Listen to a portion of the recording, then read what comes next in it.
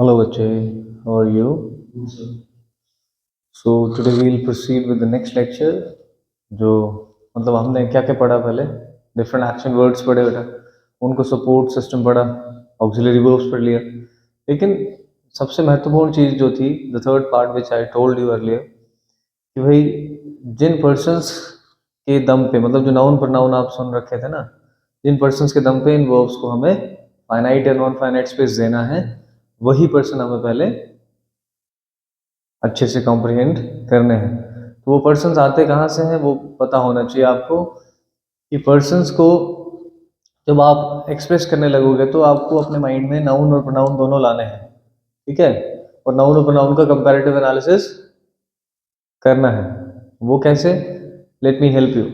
मतलब ये रहा कि जब आप पर्सन्स के बारे में सोचोगे तो आप सीधा सीधा अपने मन में बिठा लो कि हमारे प्रोनाउन टॉपिक में पहले से ही, अभी से नहीं, जब से इंग्लिश भाषा बनी है तब से ही ये पहले से पढ़ा हुआ है कि प्रोनाउन टॉपिक में हमें जो कन्वर्सेशन के कुछ इंपॉर्टेंट पार्ट्स हैं, मतलब आप बोल सकते हैं कि पार्टिसिपेंट्स, या आपके पार्टिसिपेंट्स कौन कौन हो सकते हैं। आप जैसे आप अपने आप बात करते हो कन्वर्सेशन में, तो आपका कोई लिसनर होता है, आप खुद स्पीकर होते हैं, या तो वो व्यक्ति स्पीकर हो जाता है, आप कई बार लिसनर हो जाते हैं, और साथ में आप किसके बारे में बात कर रहे हो वो आपका तीसरा व्यक्ति काउंट होता है। मतलब ये रहा, जो व्यक्ति बात करना इनिशिएट कर रहा है वो आपका फर्स्ट पर्सन है, जो आपको सुन रहा है, जो व्यक्ति इनिशिएटिव को सुन रहा है वो आपका सेकंड पर्सन हुआ। अब फर्क ये पड़ता है कि बात करने वाला अपने आप को ग्रुप में शो करे तो पहला पर्सन भी प्लूरल हो जाएगा, मतलब तीनों के तीनों पर्सन आपके क्या होते हैं, सिंगुलर प्लूरल नंबर में काउंट होते हैं।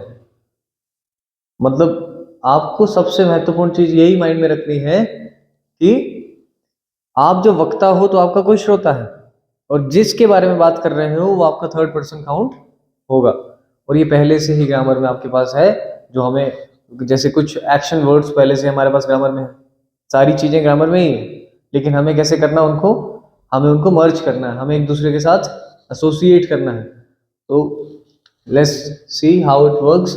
मतलब देखिए, हमारे प्रोनाउन टॉपिक के पर्सनल प्रोनाउन में इसे डिस्कस किया जाता है। पर्सनल प्रोनाउन मतलब जहां पर आप किसी ऐसा ऐसा सर्वनाम जो पर्टिकुलरली किसी व्यक्ति, किसी चीज, किसी जगह, जगह नहीं बोल सकते, और किसी व्यक्ति, किसी चीज, किसी जीव जंतु जानवर के नाम की जगह पर यूज किया जाए, उसे आप पर्सनल प्रोनाउन कहते हो। Okay, and please keep confirming if you're understanding. If you're understanding then keep confirming. मेरे बोलने का मतलब क्या है, you will be talking about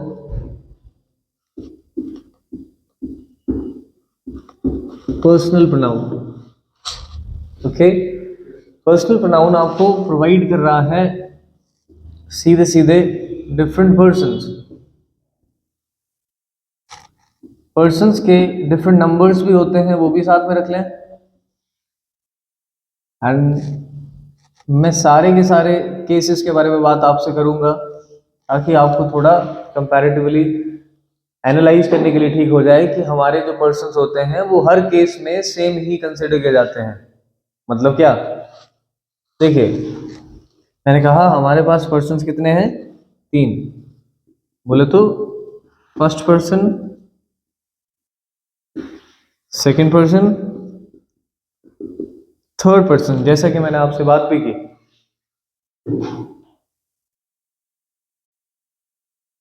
so personal pronoun आपको प्रोवाइड कर देते हैं बच्चे डिफरेंट पर्सन्स, जो आपको समझने हैं। अगर पढ़ने ही हो तब तो अलग बात हो जाती है, लेकिन आपको समझना कैसे है कि कन्वर्सेशन के एक्टिव पार्ट कौन है। दो लोग जो एक साथ बैठे हैं, या एक एक वक्ता हो गया, एक से ज्यादा श्रोता हो गए। सिंपली दो समूह बैठ सकते हैं, दो समूह एक दूसरे से बात कर सकते हैं ग्रुप में। जैसे कि एक व्यक्ति अकेला बैठेगा जो स्पीकर कहलाएगा, और जो फर्स्ट पर्सन क्यों कहलाएगा, क्योंकि वो इनिशिएट कर रहा है बात करना। तो दूसरा व्यक्ति कौन है, जो उसका लिसनर है, तो उसे आप सेकंड पर्सन काउंट करते हैं बच्चे, जिसे आप यू करके कहते हैं। अपने सामने वाले को यू तो कहते हो, आप, तुम, यही तो कहते हो। तो मतलब अपने आप के लिए क्या कह रहे हो, आई। ओके, एंड जब एक व्यक्ति अपने साथ किसी व्यक्ति को कवर करते हुए बात करेगा, मतलब एक व्यक्ति के साथ दूसरा भी है या समूह है उसका, अपने समूह को रिप्रेजेंट कर रहा है, तो अपने समूह को रिप्रेजेंट करते वक्त वो क्या करता है, अपने आप को वी कह के बुलाता है। सिंपली है वही, लेकिन फर्स्ट पर्सन जो है वो पर्टिकुलरली जब आई होगा तो उसका नंबर क्या माना जाएगा, सिंगुलर नंबर माना जाएगा, और जब वी होगा तो उसे प्लूरल माना जाएगा। ठीक है। सेकंड है तो उसका सिंगुलर प्लूरल दोनों नंबर्स को काउंट किया जाएगा। ठीक है। मतलब ये रहा आपका श्रोता कोई एक हो चाहे एक से ज्यादा हो, एक से ज्यादा जितने मर्जी हो, पूरी दुनिया ही, वो आपके लिए क्या माना जाएगा, that will be considered for you only.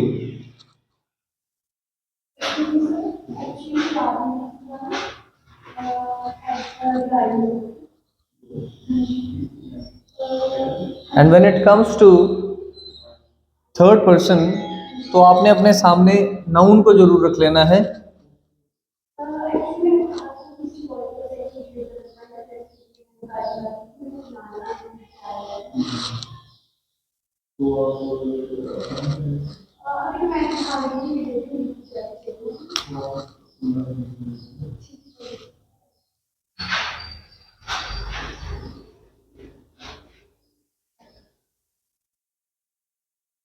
तो मैं ये कह रहा था उससे कि अगर आप सेकंड पर्सन को सामने रख रहे हो तो ये ध्यान में रखो कि आपका श्रोता एक हो या एक से ज्यादा हो, आप उसे यू ही काउंट करोगे, मतलब दूसरा व्यक्ति ही मानोगे। ठीक है। और जब तीसरे व्यक्ति की बात करोगे तो तीसरे व्यक्ति को सिर्फ और सिर्फ प्रोनाउन की डिस्क्रिप्शन से ही नहीं मानना है, बल्कि ये भी मान लेना कि तीसरे व्यक्ति का आपको नाम लेना पड़ जाता है। कई बार आप लड़के का नाम लेते हो, लड़की का नाम लेते हो, जीव जंतु जानवर चीजों के नाम लेके बुलाते हो, उनके साथ एग्रीमेंट में जब वर्ब चलेगी तो सेम उसी एग्रीमेंट से चलाना जिस एग्रीमेंट से आप किसको चला रहे होते हैं, पर्सन्स को चला रहे हो। मतलब नाउन जो है वो कंपैरेटिवली आपने ध्यान रखना कि noun is equal to third person. ठीक है। नाउन क्या है, थर्ड पर्सन के बराबर है। तो इस नाउन की थर्ड पर्सन भी दो नंबर्स में आपके पास होना चाहिए आपके माइंड में, एक सिंगुलर नंबर और दूसरा प्लूरल नंबर। ठीक है। मतलब noun singular number will be considered as pronoun third person singular, और नाउन के आइडेंटिकल ही आप इन तीनों पर्सन को चलाओगे, स्पेशली थर्ड पर्सन को चलाओगे। फर्स्ट और second person are the independent participant of conversation. जैसे कि देखिए ग्रामर में पहले से ही आपके सब्जेक्ट बनने के लिए, मतलब चीज पहले से तैयार है, आपके जो पर्सन है वो पहले से ही आपके सब्जेक्टिव केस में तैयार पड़े हैं। तो उसे सब्जेक्टिव केस कहा जाता है बच्चे, जिसके अंदर आपके तीनों पर्सन्स कैसे रखे जाते हैं, फर्स्ट सेकंड थर्ड। मतलब अब देखिए अगर किसी वक्ता ने अपने आप को, कोई भी फर्स्ट पर्सन होगा वो अपने आप को सब्जेक्ट की तरह पेश करना चाहेगा तो वो कैसे रखेगा, आई की तरह। अपने समूह को प्रदर्शित करना चाहेगा तो मैंने क्या कहा, प्लूरल वी की तरह। सिंगुलर कौन है, आई, प्लूरल कौन है, वी, हम, मैं, हम। अब जो सेकंड पर्सन है वो आपका श्रोता है और वो कौन है, यूड। एक ही रूप में दोनों कंसिडरेशन इसको मिल जाती हैं, चाहे वो सिंगुलर हो चाहे प्लूरल। अब देखिए ना, आप किसी चीज को रटने की तो जरूरत है ही नहीं, ग्रामर में पहले से ही पढ़ा है, भाषा के लिए पहले से ही इंतजाम हुआ है कि मैं और आप पहली बार नहीं पढ़ रहे इसको, मैं और आप पहली बार इसे नहीं पढ़ रहे। पूरी दुनिया जब से इंग्लिश की तरफ रुझान, जिसने भाषा की तरफ रुझान किया है उसको सीखना पड़ा है। और जो आपके फाइनाइट और नॉन फाइनाइट के सब्जेक्ट वर्ब एग्रीमेंट चलेंगे वो इन्हीं के साथ चलेंगे, I we you, active participants of the conversation. See किन के बारे में बात कर रहे हैं, किसी लड़के के, किसी लड़की के, किसी जीव जंतु जानवर के, और कई बार ज्यादा लड़कों के, ज्यादा लड़कियों के बारे में, जीव जंतु जानवरों के बारे में बात हो सकती है। तो उन्हें क्या कहोगे तुम, जैसे फॉर एग्जाम्पल यहां देता हूं मैं एग्जाम्पल, आपको ध्यान से देखना। मैंने कहा नाउन सिंगुलर, अब इसके जेंडर्स के हिसाब से हम डिफरेंशिएट करेंगे कि नाउन जेंडर्स अगर मैस्कुलिन जेंडर है तो ही काउंट करोगे, फेमिनिन जेंडर है तो शी काउंट करोगे, न्यूट्रल जेंडर है तो इट, और कॉमन जेंडर को भी ही काउंट कीजिएगा। फॉर एग्जाम्पल मैंने कहा बॉय बेटा, गर्ल, ठीक है, dog, and you can count student as well. अब देखिए, बॉय को पर्सन्स में काउंट करने लगोगे तो बॉय को आप ही मानिए, और दोनों इक्वल हैं, चाहे आप बॉय कहिए चाहे ही कहिए। अब बॉय को बार बार बॉय तो नहीं कहते रहोगे ना, आपको ही की तरफ शिफ्ट करना पड़ेगा। गर्ल को शी कहिए, डॉग को इट कहिए, स्टूडेंट को ही मानना पड़ेगा, चाहे वो लड़की ही क्यों ना हो। बेशक वो तो, लेकिन जब लिखा जा रहा है ना, जब सेंटेंस में लिखा जा रहा है तो सेंटेंस के लिए स्टूडेंट को क्या लगाना पड़ेगा आपको, ही, ठीक है। चाहे यहाँ पे डॉक्टर आ जाए, चाहे ऑफिसर आ जाए, टीचर आ जाए, you have to pick he for them. तो ही शी इट, ये देखिए ही शी इट, यहां से आपने उठाए और यहां पर काउंटेबली कंपैरेटिवली रख लिए। मैंने दूसरा बोलने का मतलब मेरा ये था कि नाउन प्लूरल नंबर जो था, अगर वो कंपेयर किया जाएगा तो वो सिर्फ और सिर्फ दे के साथ कंपेयर होगा, जैसे कि बॉयज, गर्ल्स, डॉग्स, बच्चे, स्टूडेंट्स, ठीक है। तो सबके सब क्या माने जाएंगे जब प्रोनाउन में ले जाओगे तो दे माने जाएंगे, चाहे बुक्स ही क्यों ना हो, है ना, बुक्स भी लिख सकते हो, ठीक है, बुक्स भी दे बोल सकते हो आप। और ये कौन है, पर्सन्स, ठीक है। और जो कहां से आ रहे हैं, इनकी फैमिली कौन है, इनकी फैमिली ये रही, पर्सनल प्रोनाउन का पर्सन्स पार्ट। और पर्सन्स को किन पार्ट्स में डिवाइड किया, फर्स्ट, सेकंड, थर्ड में। और नंबर्स का कितने हैं, दो ही हो सकते हैं नाउन नंबर की तरह, सिंगुलर, प्लूरल। और थर्ड पर्सन प्लूरल जो काउंट होगा तो वो आप क्या लिखोगे, जैसे कि थर्ड पर्सन की प्लूरल डिस्क्रिप्शन कौन देगा, दे, वो लिखा ना ऊपर, तो उसे यहां रख लो। अब दे कौन हुए, जब आप लड़कों के बारे में बात कर रहे हो, लड़कियों के बारे में बात कर रहे हो, जीव जंतु जानवरों के बारे में बात कर रहे हो, किताबों के बारे में, चीजों के बारे में बात कर रहे हो, तो उनको आपने कैसे मानना है, दे ही मान के आगे बढ़ाना है सब्जेक्टिव केस में। और थर्ड पर्सन कोई मैस्कुलिन जेंडर नाउन, उसके लिए प्रोनाउन के यूज करोगे ही। तो सिंगुलर सबको साथ में लिख रहा हूं मैं, तो मैस्कुलिन जेंडर के लिए आप क्या उठाओगे बच्चे, ही, शी, इट, ठीक है।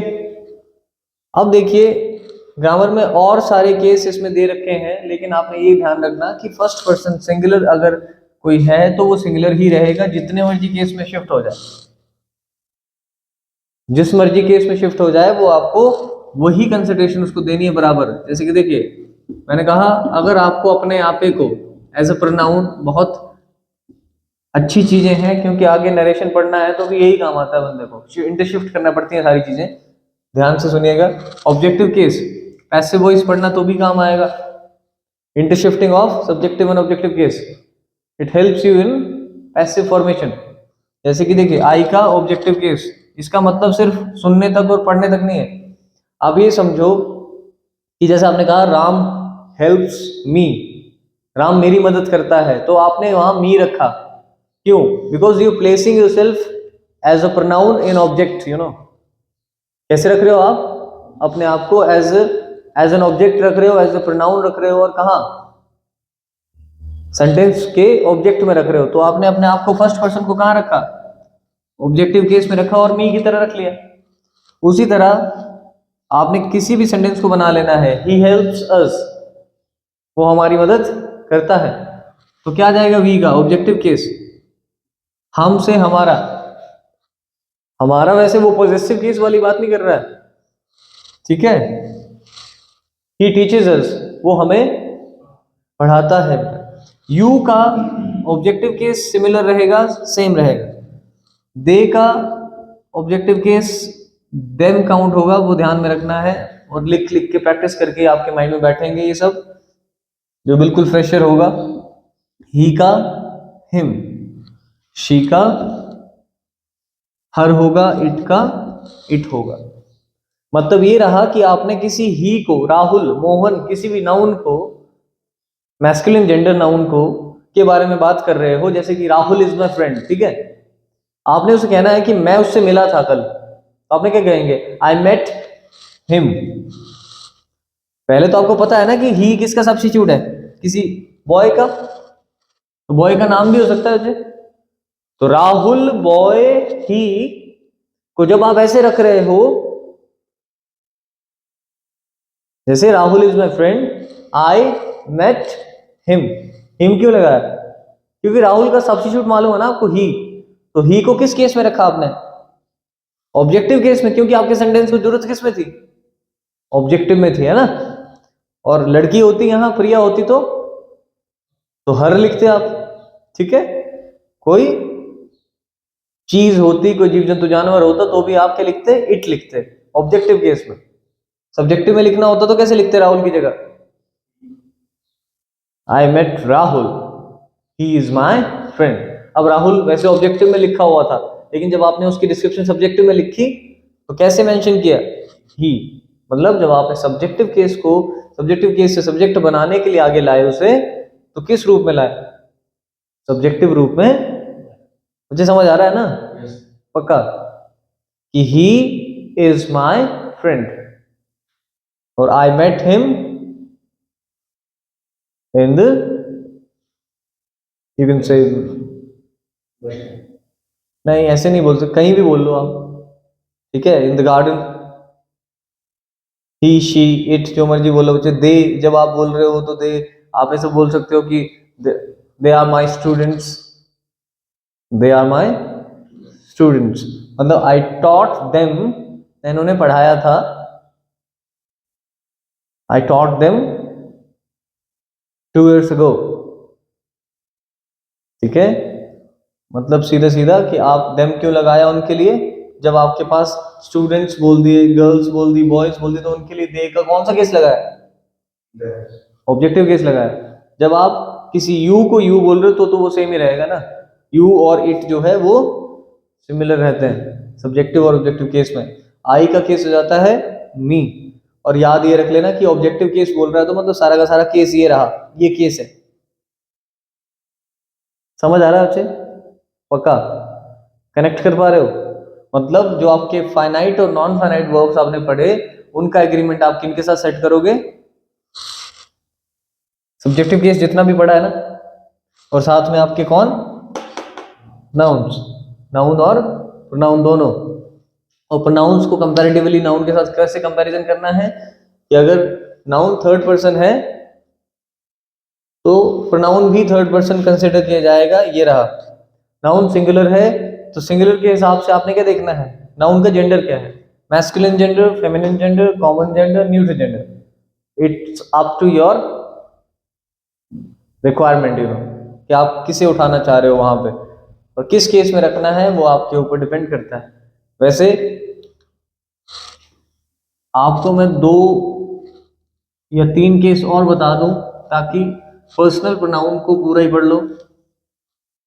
सिर्फ और सिर्फ सुपरफिशियली बोल सकते हैं इसको, क्योंकि it needs a kind of discussion which we are not able to right now, अभी हम नहीं कर पा रहे हैं। फिर भी कर रहा हूं मैं कोशिश आपको थोड़ा थोड़ा बताने की कि आई क्यों सब्जेक्टिव केस माना जा रहा है, आई क्यों सब्जेक्टिव केस माना जा रहा है, मी क्यों ऑब्जेक्टिव केस तो है, अगर ऑब्जेक्टिव तो लगता कैसे है।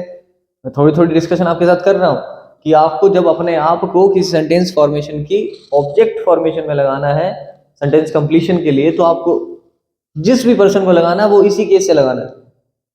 अब आपके पास पॉजेसिव केस 2 रूपों में होते हैं, पॉजेसिव केस 1 करके रख लो एंड पॉजेसिव केस 2 करके रख लो बच्चे, ठीक है। और साथ में आपके पास आ जाता है रिफ्लेक्सिव केस। पॉजेसिव केस 1 जो होगा उसका एक मेन चीज याद रखना, वो हमेशा किसी नाउन को डिटरमाइन करने का काम करता है। और ग्रामर में जब ये यूज होता है, यहां तो चलो साथ में रखा है ना, लेकिन जब ये यूज में आएगा या सेंटेंस फॉर्मेशन में यूज होगा बेटा, तो ये एडजेक्टिव काउंट किया जाएगा। क्यों? क्योंकि नाउन की डिटरमाइनिंग वैल्यू को पुट करेगा। जैसे देखो, आप बोलते हो this is my bag, my car, this is my car, my watch, what ever you speak. तो माई कहां से आ रहा है? आई की ही फैमिली है वो। माई इज ऑल्सो, कोई आपसे पूछ ले नरेशन में, आपको पता लगाना हो, जैसे कल को आपको नरेशन पढ़ना है, टॉपिक कोई भी, तो वो ग्रामेटिकल सेंस आपको मालूम होना आवश्यक है कि भाई हमारा जो माई वर्ड है वो भी फर्स्ट पर्सन सिंगुलर ही है। इवन माई ही नहीं, माइन भी कौन है? फर्स्ट पर्सन सिंगुलर ही है। ये दोनों पोजेसिव केस हैं, एक नाउन के साथ चलता है, एक नाउन को दूर से पोजेस करता है। ये कंसिडरेबली ग्रामर में निकल जाता है पोजेसिव प्रोनाउन के रूप में, ये आ जाता है पोजेसिव एडजेक्टिव के रूप में माना जाता है। और अस का OUR, it is called our, ठीक है। और कई बार जल्दी में speaking time, you know, this is our house, our house, you know, our house, किसी भी सेंस में एक दो तरीकों से लोग बोलते हैं इसको। यू का योर, अब बोलते हैं ना you are wasting your time, तो कैसे बोला?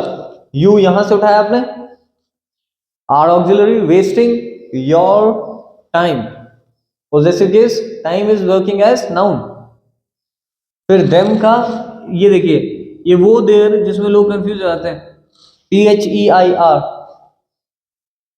उनका, दे वो लोग, तो उनकी कोई चीज है तो कैसे बोलोगे आप? Their. I borrowed their car, मैंने क्या ली थी उधार? उनकी गाड़ी, ठीक है। ही का हिज, बेटा,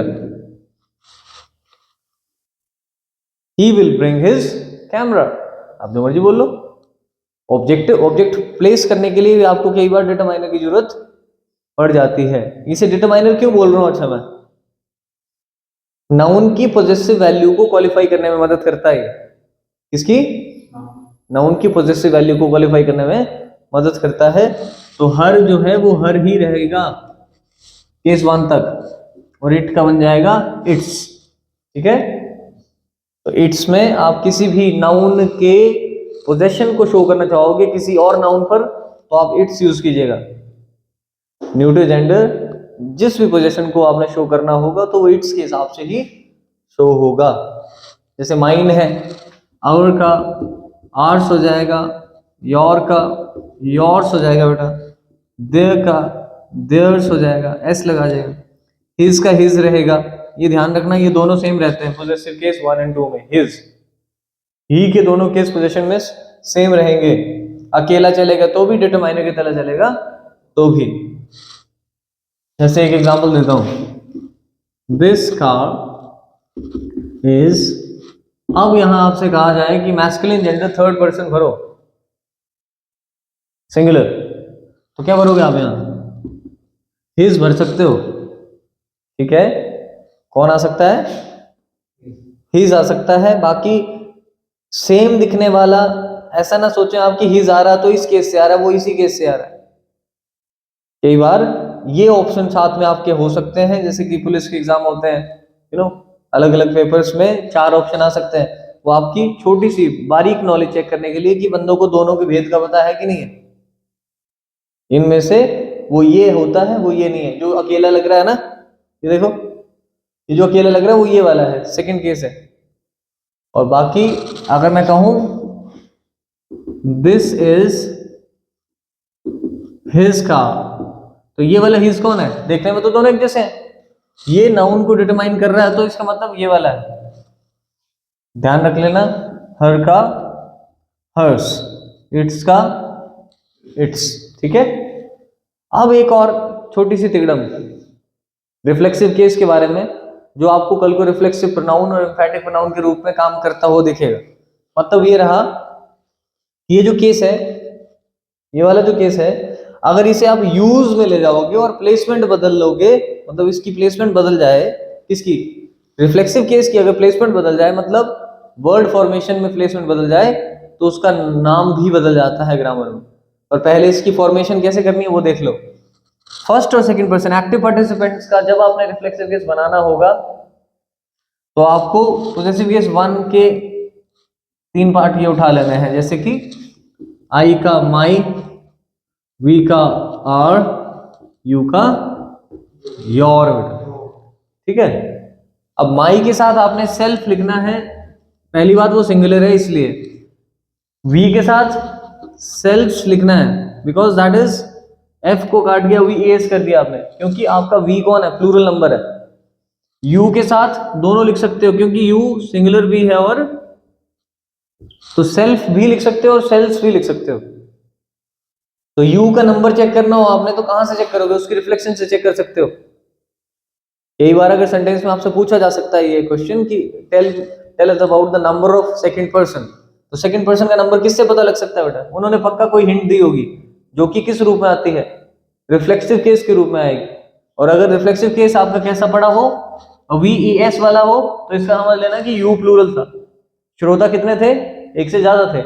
और अगर योर सेल्फ होगा तो वो कितने होंगे, मात्र एक। तो सेल्फ चलता है रिफ्लेक्सिव टाइम पे।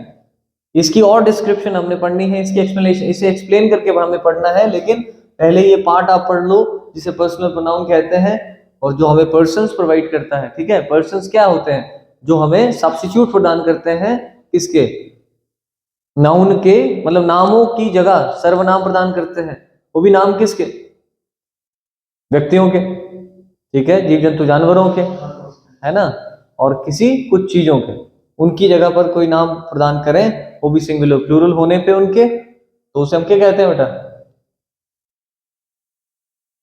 पर्सन्स कहते हैं। और वो पर्सनल प्रोनाउन ही प्रोवाइड करता है ग्रामर में। वैसे ये प्रोनाउन टॉपिक पढ़ते हैं तब हमें डिस्कस करना होता है, लेकिन फिर भी अगर आपको सही तरीके से समझना है कि क्यों ये चीजें यहाँ हमारे पास हैं, तो नाउन प्रोनाउन सुन रहे हो, इसीलिए आपको बताया भी जा रहा है कि first person, second person, third person ये होता है, और इन्हीं के एग्रीमेंट में आपकी वर्ब चलती है। ये ऑब्जेक्ट कंप्लीट करने के लिए काम आता है, और ये कई बार नाउन को पोजेस करने के लिए काम आते हैं, पोजेसिव केस 1, और ये नाउन को दूर से पोजेशन शो करने के लिए काम आते हैं, पोजेसिव केस 2, और ये नाउन को रिफ्लेक्ट करने या एम्फसाइज करने के लिए काम आते हैं। और दो प्रोनाउन बनते हैं, जैसे कि दे। अब देखना, मैंने कहा सेकंड पर्सन तक तो आपने किस केस को उठाया, पोजेसिव केस 1 को ना, फ्रंट पे। अब जो थर्ड पर्सन की बात आएगी तो ऑब्जेक्टिव केस के फ्रंट एरियाज को उठा लेना, जैसे कि दे का देम, ही का हिम बेटा, शी का हर, इट का इट। देखिए दे जो है वो प्लूरल है, इसलिए इसके पीछे हम क्या लिखेंगे, selfs, SELVES, himself, herself and itself. रट्टा मारने की जरूरत नहीं है, मतलब रिफ्लेक्सिव केस की भी।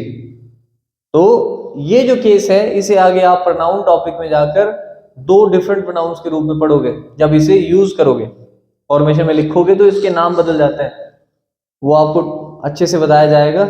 ये भी प्रोनाउन है। देखिए इसी केस में आपके पास कितने प्रोनाउंस हैं मैं आपको बताता हूं। ये आपके इन दो केसेस को प्योरली आप पर्सनल प्रोनाउन काउंट कर लो, ठीक है। क्या काउंट करना है, यूज जब करते हो तो इन दोनों को क्या काउंट किया जाता है, personal pronoun.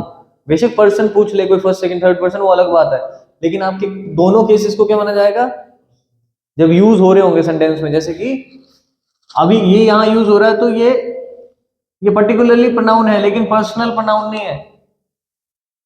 Writing, the time when it is written on the sentence, in the sentence beta, incorporated in the sentence, it changes its name. ध्यान रखना, this is his car, तो इस समय इस his और इस his की दिखने में तो एक जैसे है, हमें एक्चुअली ये चीजों का थोड़ा सा अंदाजा नहीं लग पाता है, और पेपर में ये चीजें पूछी जाती हैं कि भाई इस his और इस his में छोटा सा भेद क्या है। वो एडजेक्टिव है, वो फॉर्मेशन के हिसाब से, और ये प्रोनाउन है बेटा। लेकिन जब ये पोजेसिव प्रोनाउन है, ये पोजेसिव एडजेक्टिव काउंट किया जाएगा। तो ये पोजेसिव प्रोनाउन वाला पार्ट, ये पोजेसिव एडजेक्टिव वाला पार्ट, और तो और इस पार्ट को अगर यूज करने लग जाओगे तो ये भी दो तरह के प्रोनाउन आपको प्रोवाइड करता है, रिफ्लेक्सिव प्रोनाउन एंड एम्फैटिक प्रोनाउन। मतलब ये रहा कि हमारे जो पर्सनल प्रोनाउन प्योर है वो कौन है, सिर्फ दो case, subjective and objective case, when it is used in the grammar, जब सेंटेंस में फॉर्मेशन में लिखे जाते हैं। और आपसे पूछा जाए कि ग्रामर में कौन है ये, अब तो आपको आइडेंटिटी देनी पड़ेगी ना, फॉर्मेशन के हिसाब से, प्लेसमेंट के हिसाब से। मैंने कहा ना, आपका रिफ्लेक्सिव केस भी अगर प्लेसमेंट बदल ले तो उसके 2 नाम बदल जाते हैं, तो वो प्लेसमेंट आपको पढ़ाई जाएगी। लेकिन आपने ध्यान में एक रखना कि मैंने साथ में इसलिए बताए ताकि आपको ये पता हो कि फर्स्ट पर्सन सिंगुलर जो है, सुपरफिशियल जो इनकी आइडेंटिटी है वो सिमिलर है, ठीक है। लेकिन जब प्लेसमेंट रखी जाती है इनकी सेंटेंस फॉर्मेशन में, तो वो थोड़ी क्या हो जाती है, वो डिफरेंट हो जाती है बेटा। जैसे कि अभी देख लीजिए ना, देखने को तो हिज हम यहाँ पे देखें तो सेम तो दिख रहा है, लेकिन अभी दोनों एक जैसे नहीं है ना, सेंटेंस फॉर्मेशन में अलग हो गए। बस इन चीजों का ध्यान रख लो।